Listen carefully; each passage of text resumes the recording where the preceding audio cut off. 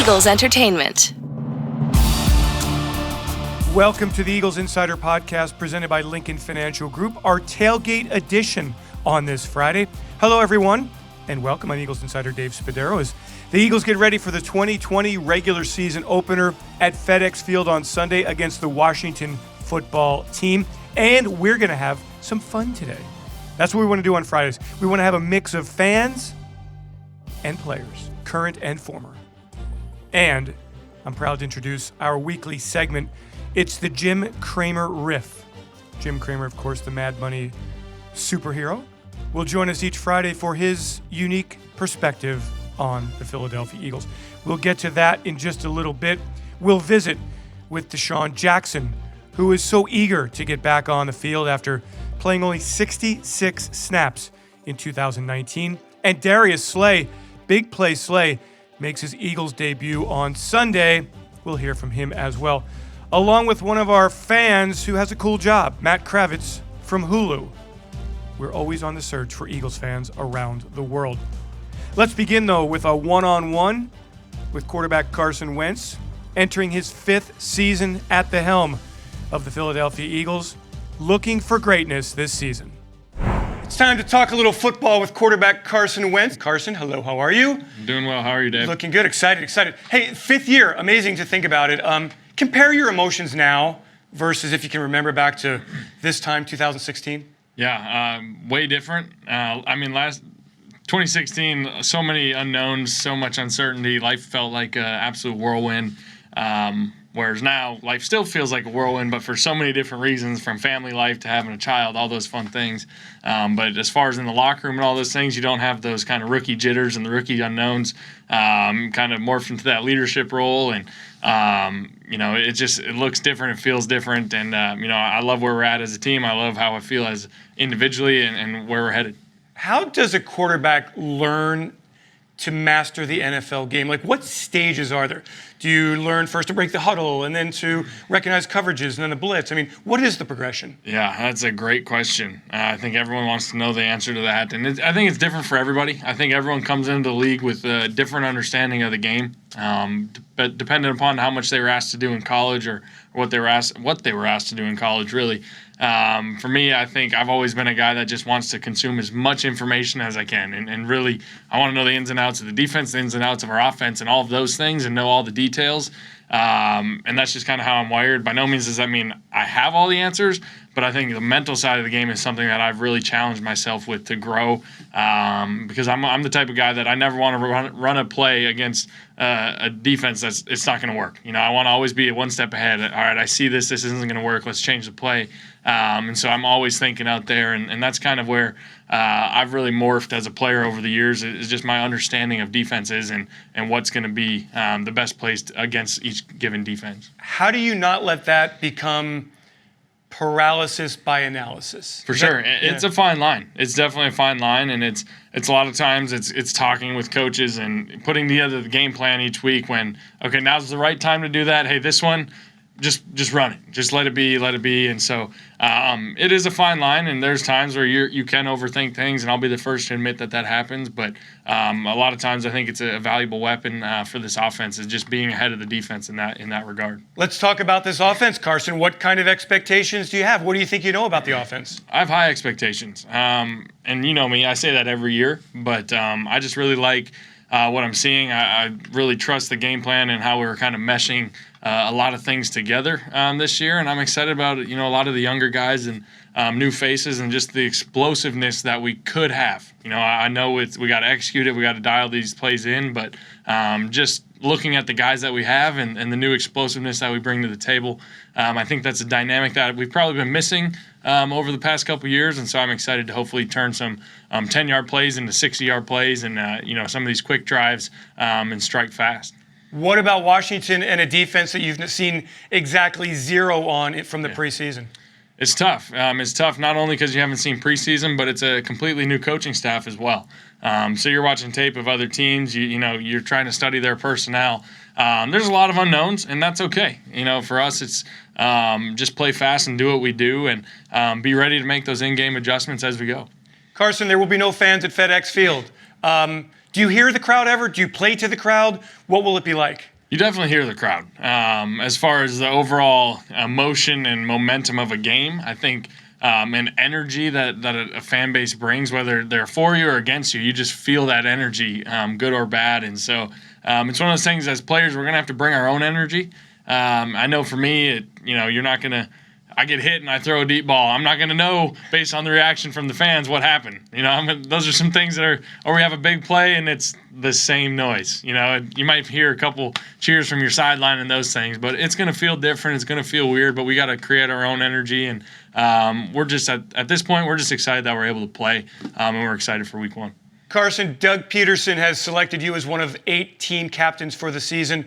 What does that mean for you? I think being a captain is very important. I think it means a lot to me. It means a lot to the team and to the guys. The other thing I'll say is that whether you're a captain or not, we have a lot of great leaders on this team. We have a lot of veterans that get it. So, of those 8 guys, there's probably another handful of guys that were deserving and could have been selected as well. So I like the veteran presence and the leadership that we have from both veterans and from young guys. And, I'm appreciative of it, but it doesn't necessarily change how I go about my business at the same time.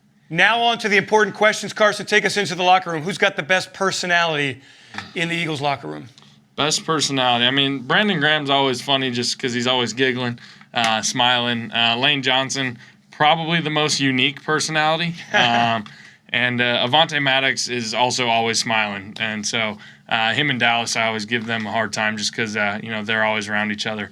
But, yeah, hard to put my finger on one guy. All right, and for you, what is the theme of your attire going to be on game days this year, or you just go week by week? Yeah, it's week by week. I think, I think the suits and everything for traveling are kind of out of the picture this year, so we'll be all wearing some casual team suits and stuff. At home games, I'm sure guys will still dress up, so we'll see what the boss at home, what my wife thinks I should be wearing each week. All right, and then you score a touchdown, Carson. We've all been disappointed. There's really no signature dance move. It's just very not ever going to happen? You ever going to bust a move? I don't score many touchdowns. I throw them, and so then I go celebrate. When I score and I run one in, I really don't know what to do because it doesn't happen very often. Hopefully this year, if I spike the ball, though, I don't fall over right after. All right, and then finally, hey, what's it going to be like, 12:50 on Sunday, FedEx Field, you're on the sidelines. What kind of emotions are you going to have? A lot of excitement. It's the same, I've been fortunate enough to play a handful of week 1s, and I know the feeling, I know the excitement, I know the build-up. I also am aware it's going to feel a little different with no fans and different things going on, but for me, I always just try and be as calm as I can be. I'm listening to worship pregame. I'm trying to just stay mellow and even keeled because I know if not, I have a tendency to get too excited. So I'm trying to balance that as well as I can. But I think everyone's going to be excited to finally get out there and play a game that we've been waiting for a long time. And I want this to go on the record. We talked about it before we went on air here. When we win another Super Bowl, Carson, I'll join you again. I have a tat on the gun. Yeah. I vow to do another tattoo. You're going to owe me. To be as cool as you are. Yes, sir. Yes, all right, sir. Man. Hey, Carson, good luck on Sunday. Thanks so much, Carson. Yeah, thanks, Dave. Take care. DeSean Jackson returned to the Eagles in 2019, and what a debut he made. 8 catches, 154 yards, and 2 long touchdown catches from Carson Wentz. Sanders stays in to the left of Wentz. Wentz back. Wentz looking. He's looking. He is going deep, and it is caught. Touchdown, DeSean Jackson. That'll light up this stadium. 51 yards. Wentz back. Wentz steps up. Here comes the rush. He is going deep, and it is caught. And in for a touchdown, DeSean Jackson. Jackson, didn't have many highlights. In fact, had no highlights after that game. Suffered a core injury the next week early in the nationally televised game against Atlanta and ended up playing just 1 game after that and only had 1 more reception. So he finished the year with great expectations, right? We all thought he was going to dominate. Just 9 catches, 159 yards, and 2 touchdowns. He is back for more in 2020. Much, much more. But he's also part of a new-look wide receiver core. And that new-look wide receiver core includes 3 rookies drafted. 2 of them on the active roster, 1 of them on IR. First-round draft pick Jalen Reagor and 5th-round draft pick John Hightower on the active roster. So right now, with Alshon Jeffrey still sidelined, Jackson, entering his 13th season, is the elder statesman of the room. It is certainly a very interesting perspective for number 10. Yeah, man, no, it's definitely, intriguing situation for me, man. To go through what I went through last year and, just be a front runner to sit back and watch my guys go through, a tough season. And I wasn't able to go out there and battle with my teammates was the thing that hurt me the most, just because I know what I'm capable of doing when I'm healthy and I'm out there on that field, what I bring to this team. And, these young guys, man, they've been showing nothing but, fierce competitive natures, man. They work hard. They're loving to, ask questions, the uncomfortable questions, you get what I'm saying? Because I feel like, a lot of young guys coming up in this league, they're given the spotlight right away, depending on draft status or whatever the case may be. But, it's something you got to earn in this league, and that doesn't go, unnoticed. So the biggest thing I can tell these young guys to do is just go out there and earn whatever it is you want. And, I look forward to Sunday, man. This has been a long time coming. It seems like the season has been taking forever to come, but, we're, a couple days away now.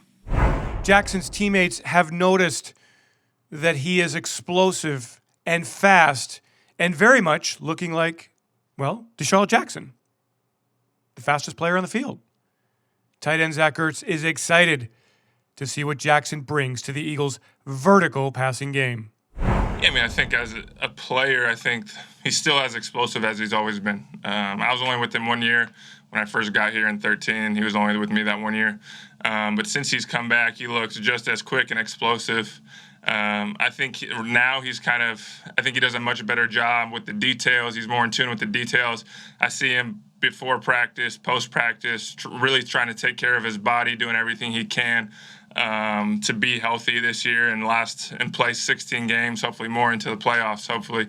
But just the way the level of profession, I would say, has been, kind of grown exponentially since I saw him in 2013 to now. And he's also a lot more vocal with some of these young receivers, kind of giving them the tricks of the trade that he's kind of garnered over the years. So he's really taking control of that receiver room. But on the field, he looks as explosive and as fast as ever. And me personally, I cannot wait to see him Sunday. On the defensive side of the football, the Eagles acquired Darius Slay in a trade with Detroit.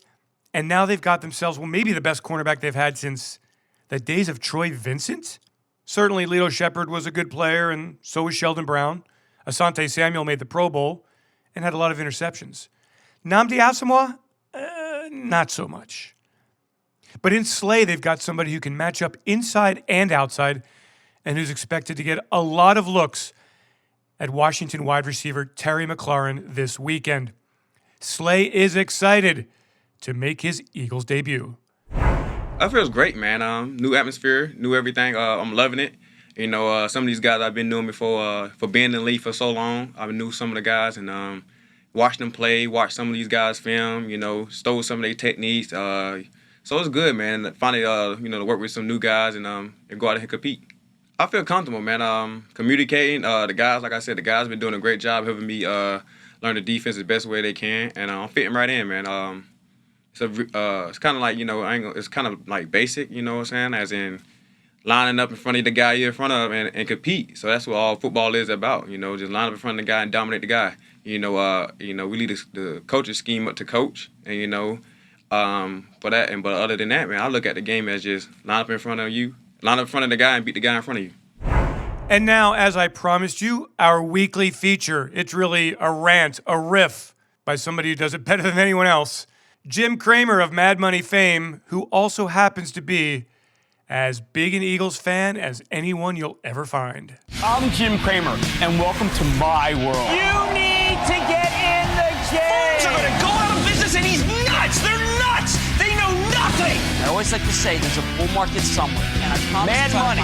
You can't afford to miss it. Hey, I'm Cramer! Jim Cramer. Hi, Jim. Dave Spadaro. Hey, how are you? I'm great. Okay, so the way I want to do it is I'm just going to give you a minute or however long you want to just riff on what you think is going to happen on Sunday. I am ready. Time, as Andy Reid would say, time is yours. Okay, 5, 4, 3, 2, won. There's nothing like being the underdog again. For the last few years, ever since the Super Bowl, I felt, you know what? We come in and we are supposed to win. Now we are back to being the angry, tough team that I love us as. And I think the Washington team will not be ready for us. Once again, I think that they will be the team that we roll over, and people are going to have to start thinking how good we are. Is it going to be Boston Scott? Do I care?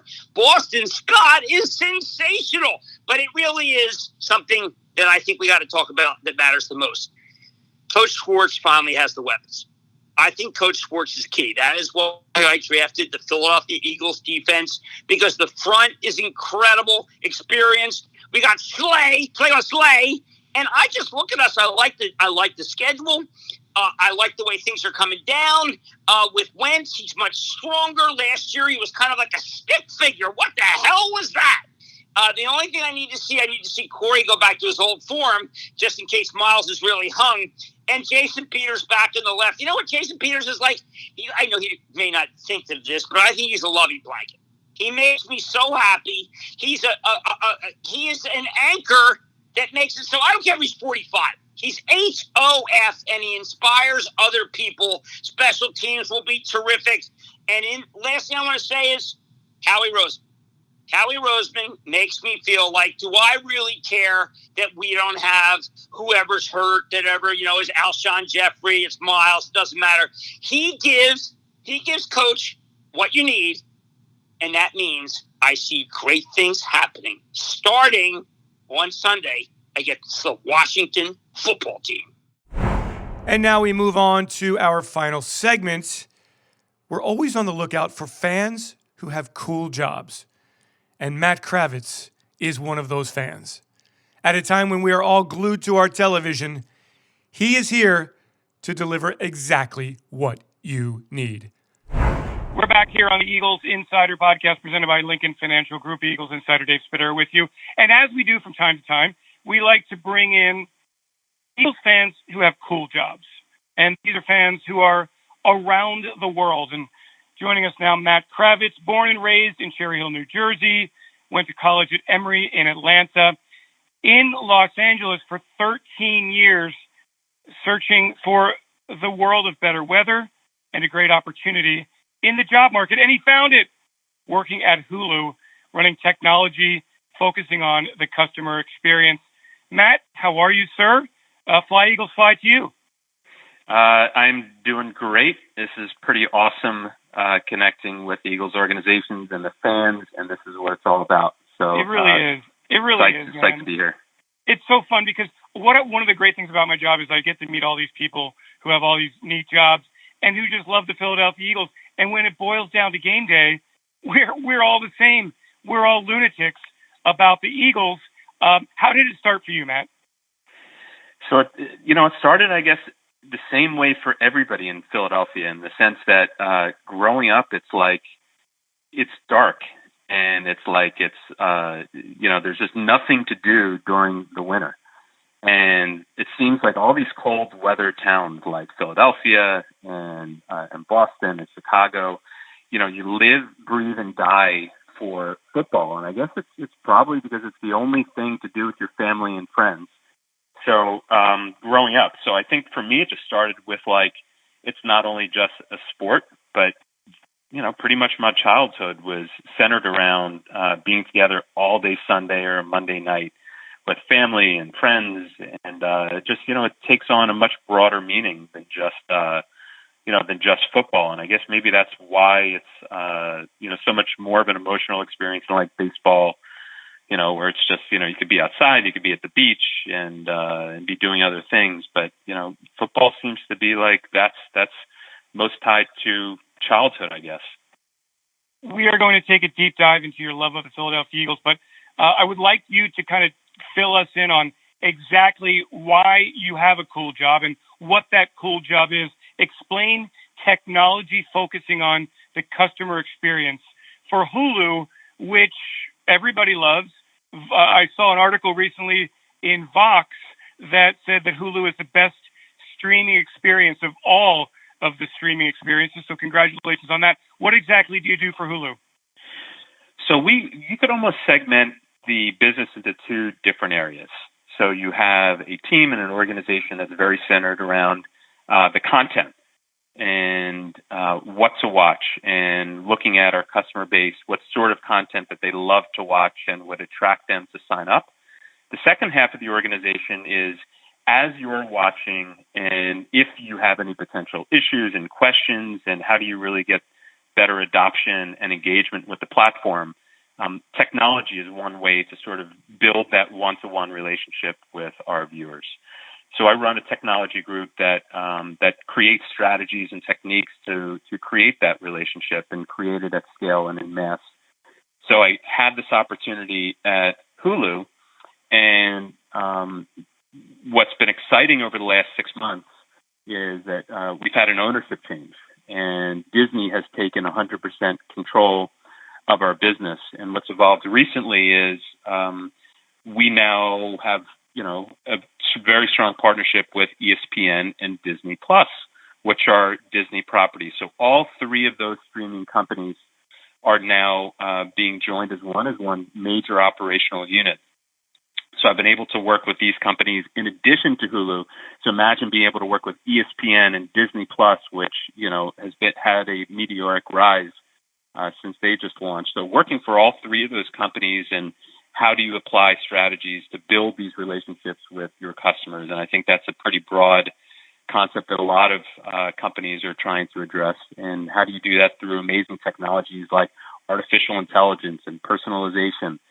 So it's a pretty amazing experience trying to create these strategies and seeing them at scale. And for a business that I care about, it's not just something that's a an innocuous, non-meaningful thing. I mean, people love TV, and it brings a lot of joy and happiness in sports, and so it's pretty awesome. Very cool. And certainly, as we learned in the spring, television in many ways a lifeline for all of us around the world, as are, in a way, the Philadelphia Eagles. And so let's get back into your love of the Eagles, Matt. And really, as a kid, I mean, I don't know, how old are you? What are the glory days of the Philadelphia Eagles in your youth? So I'm in my mid-40s, and so I had a pretty rich experience of not only having a great team, but thinking about like the myth of like what it was that when you came into Philadelphia, and just what it was like to play against the Eagles, and what our fans are like, these rabid fans. As a matter of fact, I'd love to be able to say my earliest memory is going to the game with my dad. That didn't happen. My dad's like, there's no freaking way I'm taking my son to a game. It was like the Thunderdome. So we watched at home because it was like there were so many fights and cold weather. My dad's like, screw this. We're going to watch at home as a family. So my earliest memories really aren't going to the game with my dad. It was like fighting over the best seat in the couch and to watch the Eagles game. And so, I don't know how many other people had that experience, but mine was, I was probably 13 before I went to my first game. So early on, let's see, early mid-40s. So you're talking about, you remember obviously very well the Randall days. Would that era of football kind of be your sweet spot early on in your love of the Philadelphia Eagles? Yeah, and it's amazing because that is the sweet spot. And think about how historic and meaningful that period really was, because I took for granted that we had a black quarterback. But, that really, thinking back historically, he probably was the first one that really broke a lot of barriers. And I think it was incredibly meaningful for the city and somebody to rally behind. He was an amazing impact on the city. Lived in New Jersey. I think he was maybe even in Cherry Hill or somewhere close to that. But it was a big deal.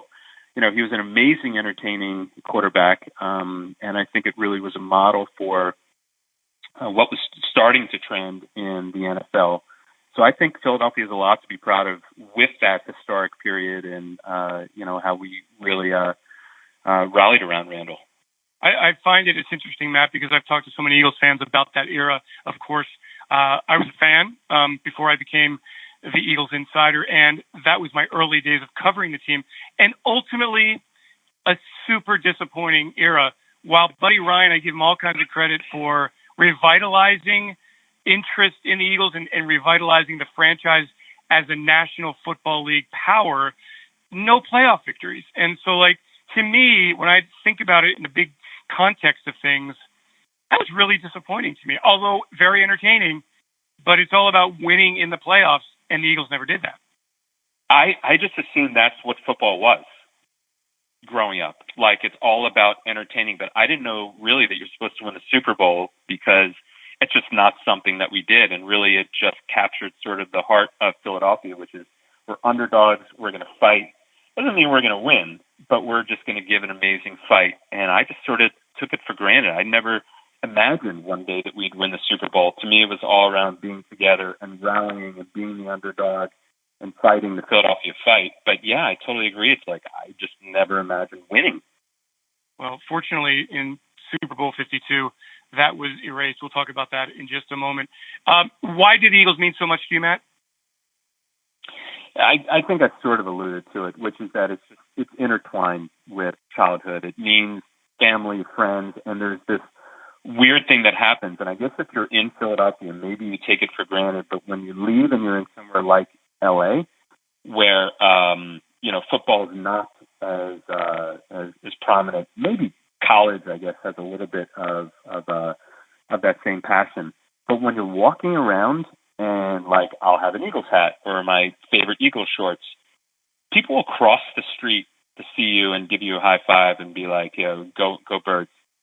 So I think that's maybe a part of this connection that I refer to, and it's almost like you're in a fraternity or a group, and no matter where you are in the world, especially in LA, it's like you relate, you have that family, and I think that gives you a sense of a greater belonging. And I think maybe that's it's so much more about the sport. It's like, that's our club, that's who we are, and no matter where you move, you're going to find Eagles fans around the world because you can't get it out of your blood. It's not like you're going to move to LA or Atlanta and stop being an Eagles fan. You're an Eagles fan for life. And that's the mythology. It's like, why? I don't know. Who knows what that answer is? It's just in your blood. Matt, if I could ask you to just, we're going to edit this, maybe put it on speakerphone. I don't know, because you're kind of going in and out. I don't know if your mouth is moving close or far away from the phone, but I hear a little bit of garbling. And I always find that if you put it on speakerphone, it's just a little bit cleaner if you're able to do that. Great. Okay, there we go. All right, here we go. Recording.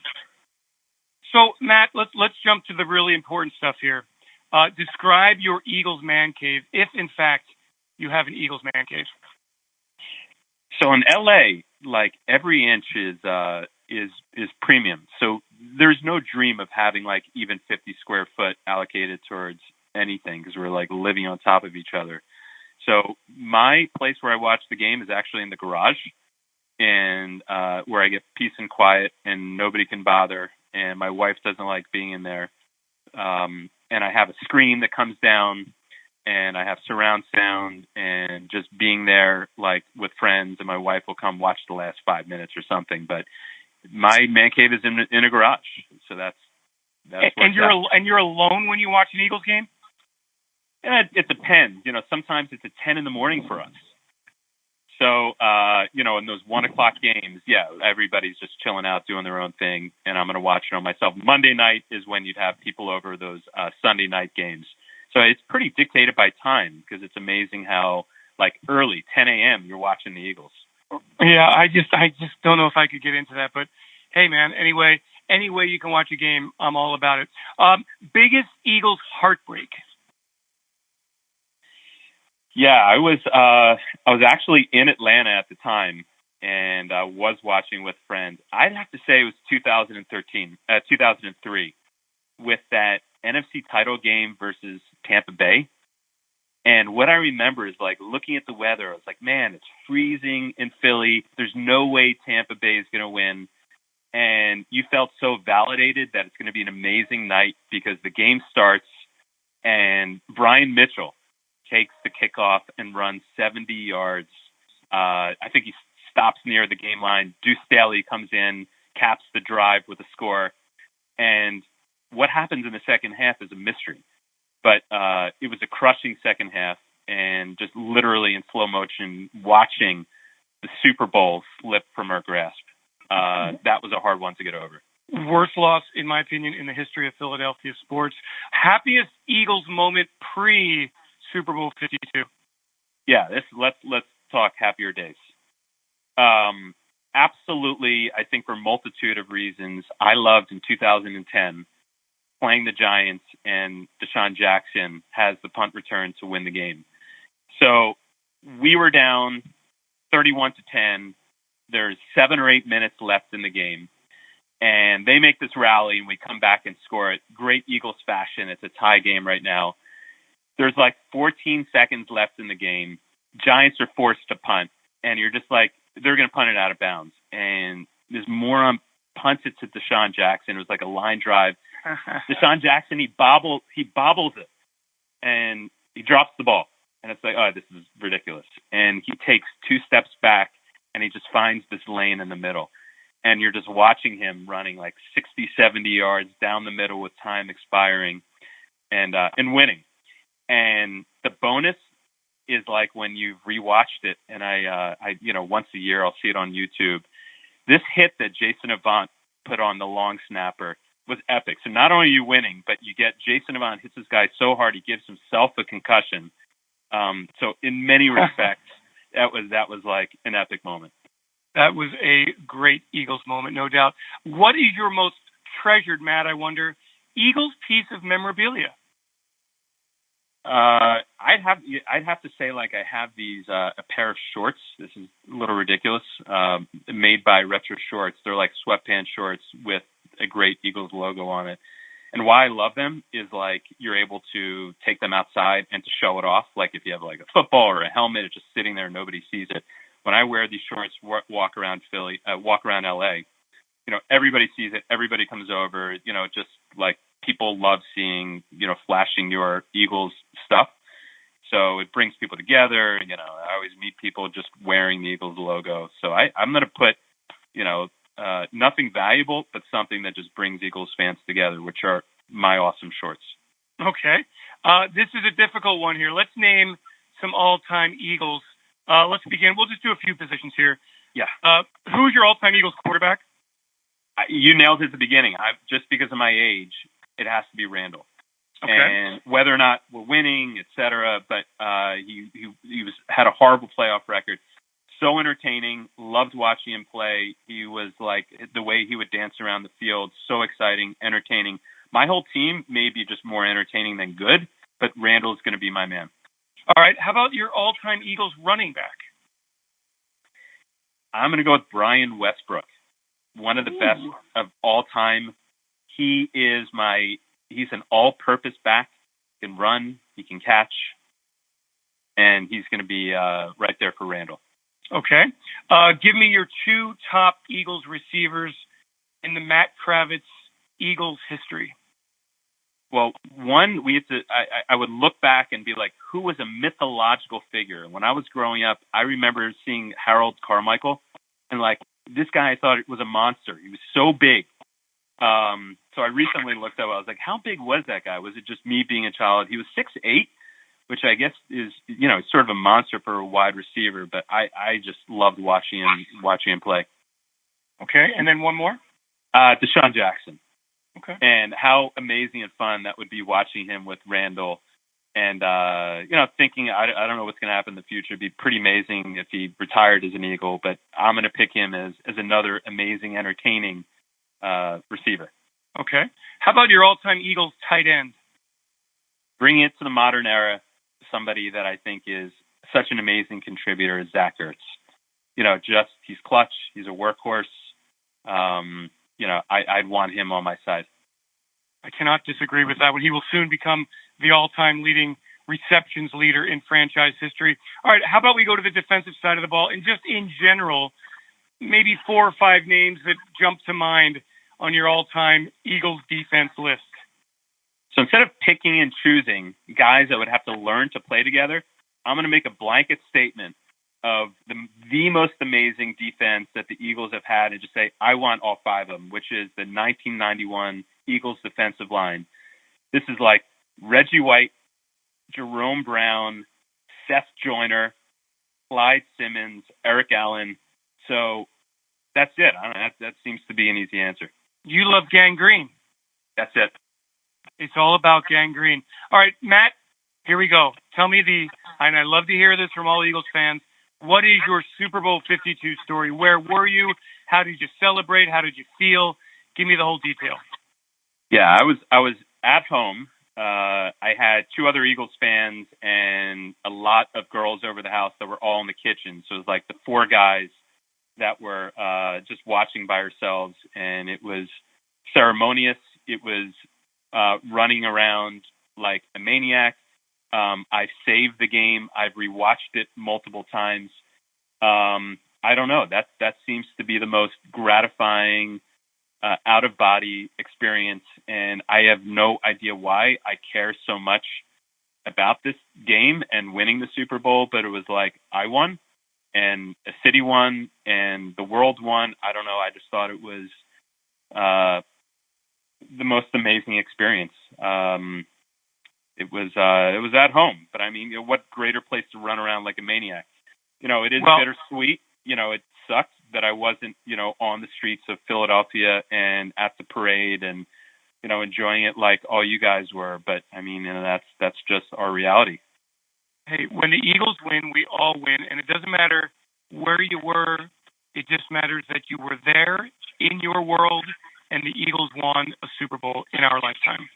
And so now we look for more starting in 2020. Epic. Let's do it. Matt Kravitz from Cherry Hill out to L.A., working at Hulu. We all love Hulu, and we all love the Eagles. Matt Kravitz, thanks so much for joining us here on the Eagles Insider Podcast. That will do it for this episode of the Eagles Insider Podcast presented by Lincoln Financial Group.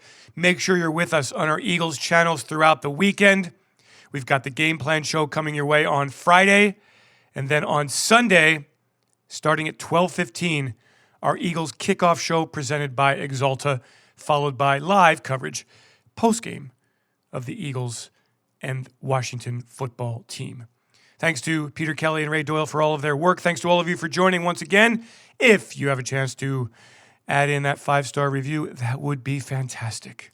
I'm back on Sunday with our post-game edition of the Eagles Insider Podcast, which includes some immediate reaction from the radio booth, Merrill Reese and Mike Quick.